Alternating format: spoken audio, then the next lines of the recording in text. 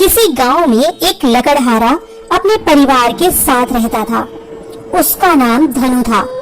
धनु आसपास के जंगल से लकड़ियां काटकर बेचता और अपने परिवार का पालन पोषण करता था। किंतु अब वे सब जंगल वन वो सब ठेकेदारों ने खरीद लिए थे, जिससे धनु को अपने परिवार को पालना मुश्किल हो रहा था। उसके परिवार को कई बार भूखा ही सोना पड़ता था। अब इस बात से वह और उसकी पत्नी बेहद परेशान हो गए थे।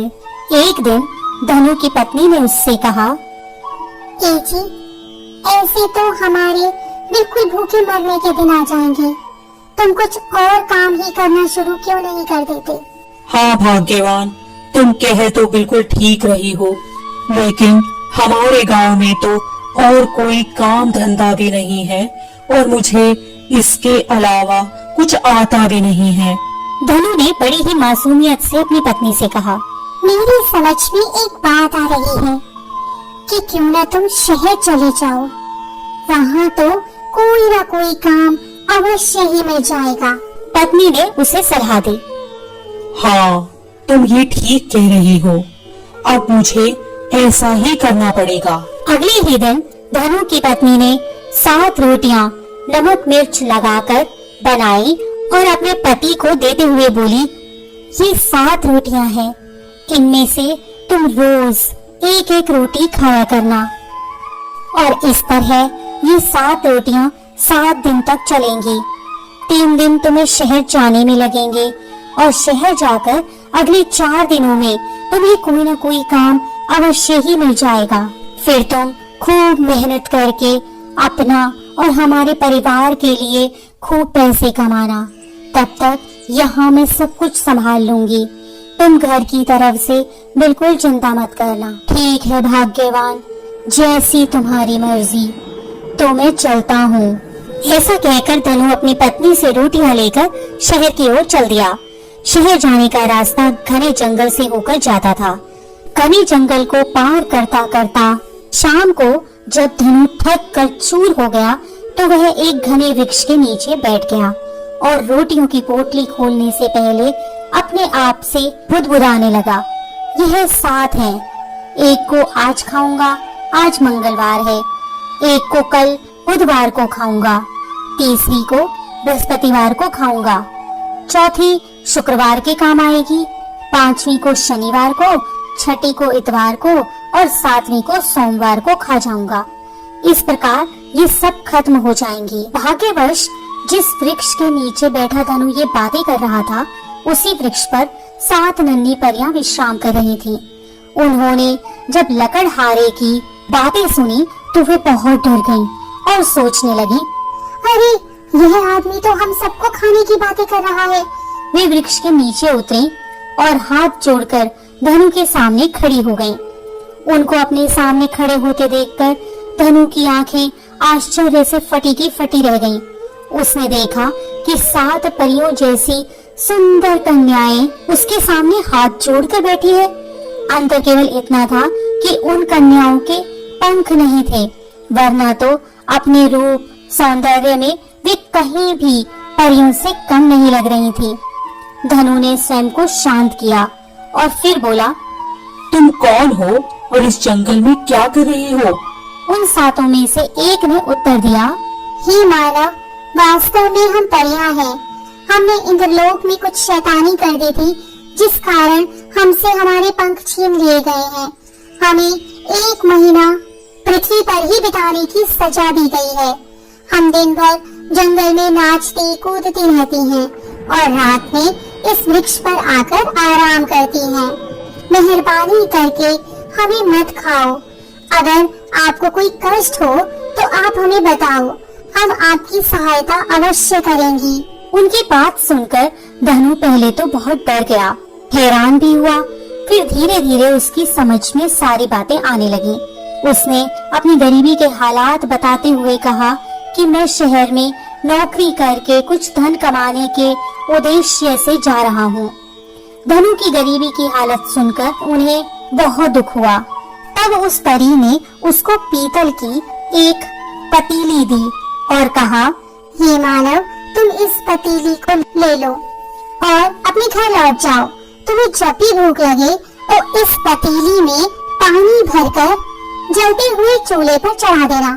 चढ़ाते हुए तुम जो कुछ भी खाना चाह रहे हो उसे मुझसे कह देना, तो पतीली में वही भोजन बनकर तैयार हो जाएगा और इस प्रकार तुम्हारा परिवार कभी भूखा नहीं रहेगा।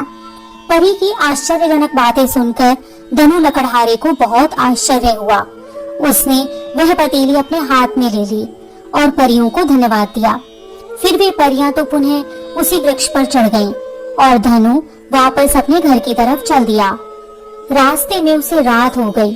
फिर उसने सोचा कि अब क्या किया जाए, परंतु जल्द ही उसे वहाँ एक छोटी सी झोपड़ी दिखाई दी। धनु ने रात वहीं बिताने की बात सोचकर झोपड़ी की तरफ कदम बढ़ा दिए। उस झोपड़ी में एक बुढ़िया रहती थी। धनु ने उससे वहाँ रात बिताने के लिए अनुमति मांगी। बुढ़िया ने धनु को वहाँ ठहरने के लिए अनुमति देकर अंदर बैठने को कहा और फिर वह उससे इतनी रात गए आने का कारण पूछने लगी।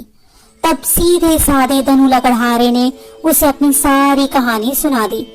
धनु की कहानी सुनकर जंगल में उस बुढ़िया के मन में लालच जाग उठा।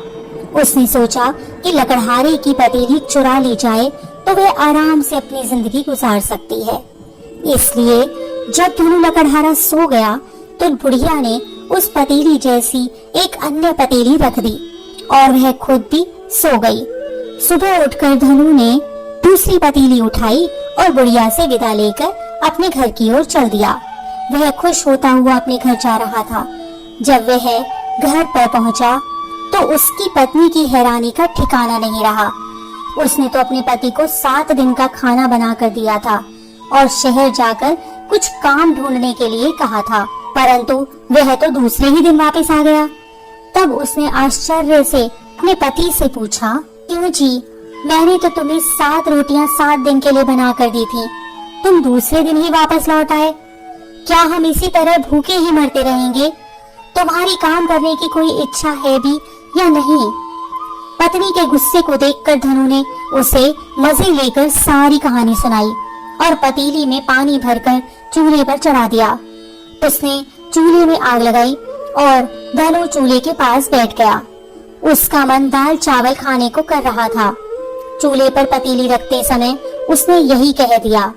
फिर परिवार के सारे सदस्य चूल्हे के पास आकर बैठ गए। काफी देर तक पतीली में पानी उबलता रहा।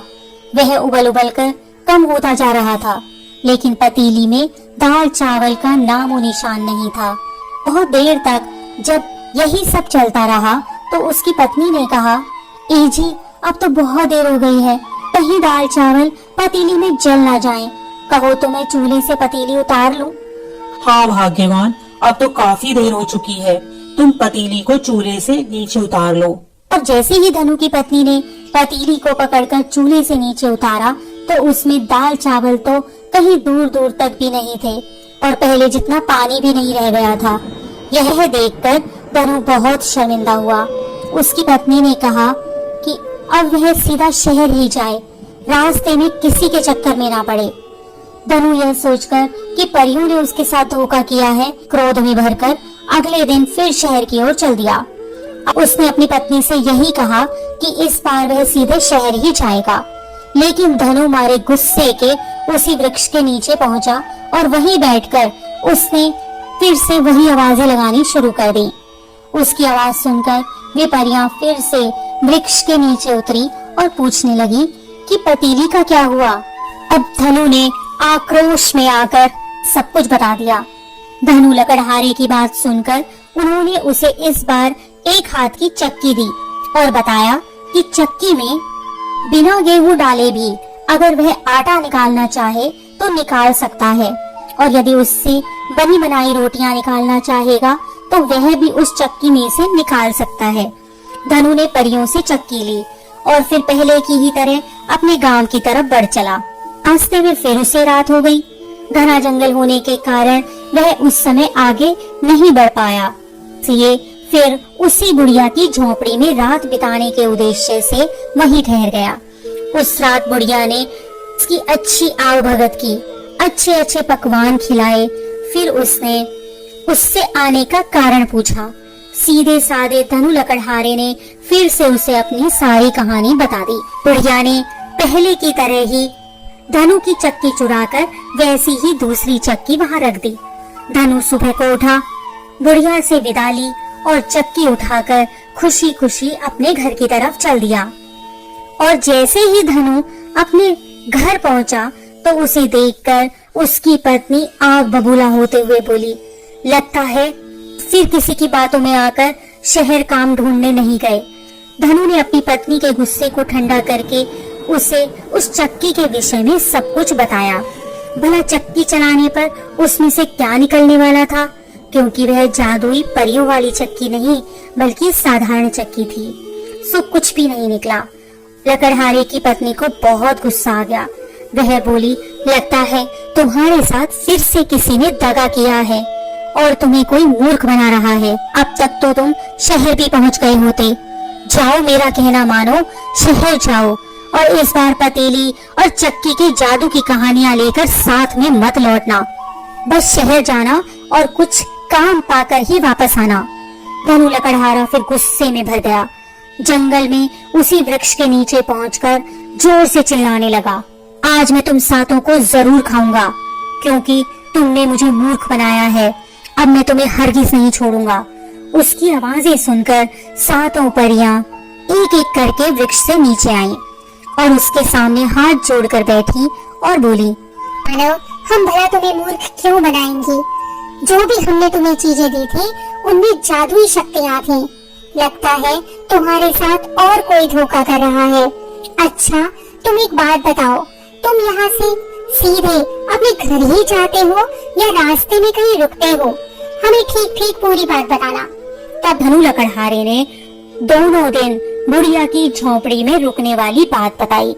तब परियों ने कहा, हे मानव, हमें ऐसा लगता है कि वह बुढ़िया लालची है और वही तुम्हें धोखा दे रही है। अब तुम ऐसा करो कि हम तुम्हें एक डंडा दे रहे हैं और उस बुढ़िया की झोपड़ी में जाकर डंडे से कहना कि जिसने भी तुम्हारी पतीली और तुम्हारी जादुई चक्की को चुराया है उसे पीटना शुरू कर दो, चाहे वह बुढ़िया हो या अन्य कोई। फिर डंडा उसे तब तक पीटता रहेगा जब तक कि वह तुम्हारी दोनों चीजें तुम्हें वापस नहीं कर देते।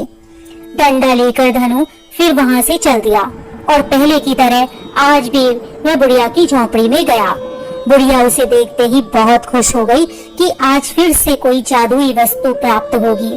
तब बुढ़िया के पूछने पर धनु ने जवाब दिया, जादू की चीजें लाने का क्या फायदा है अम्मा, क्योंकि जब मैं उन्हें अपने घर ले जाता हूँ तो वे काम ही नहीं करती हैं।